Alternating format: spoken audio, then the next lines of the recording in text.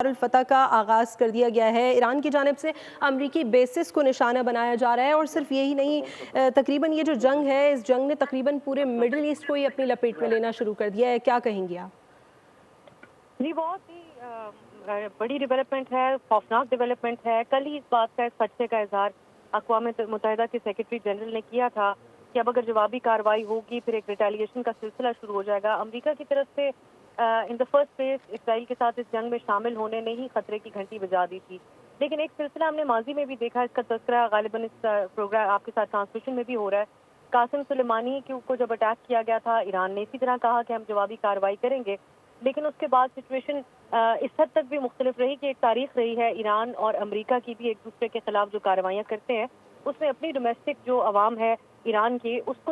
کو دکھانے کے لیے بھی ایران کو بہت ساری ایسی چیزیں کرنی پڑتی تھیں جس میں امریکہ کے ساتھ روابط بھی ہوتے تھے۔ کل رائٹرز کی آپ نے خبر بھی 2 دن پہلے جو شائع ہوئی کہ امریکہ نے جو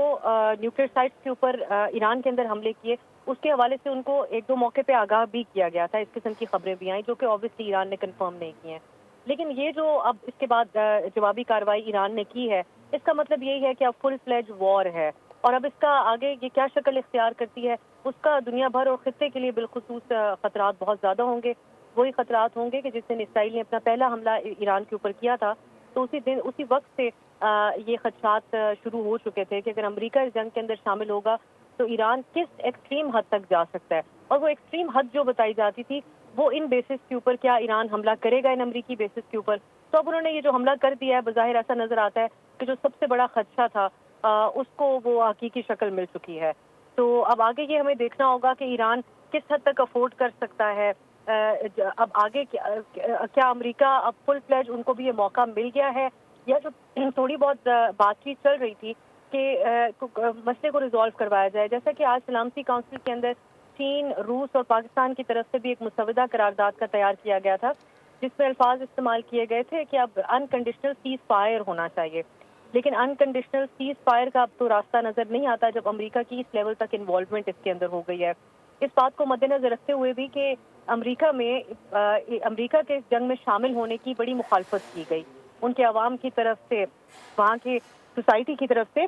اور پولیٹیشنز کی طرف سے بھی، لیکن امریکہ اس کے اندر شامل ہوا جس کی کوئی خاص جسٹیفیکیشن وہ اپنے ملک میں بھی فراہم نہیں کر سکا۔ یہ ایک ڈیبیٹ جاری ہے، اور میں یہ سمجھتی ہوں کہ جو اب اس کی ایک نئی جہت اس جنگ کے اندر آ چکی ہے، اور یہ غیر معمولی جواب ہے ایران کی طرف سے۔ یہ امید آج کے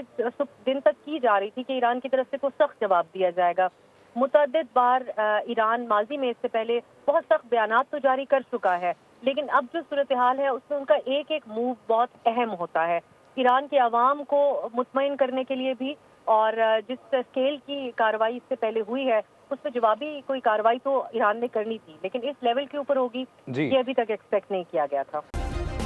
سبسکرائب کریں اور بیل دبائیں تاکہ کوئی خبر رہ نہ جائے۔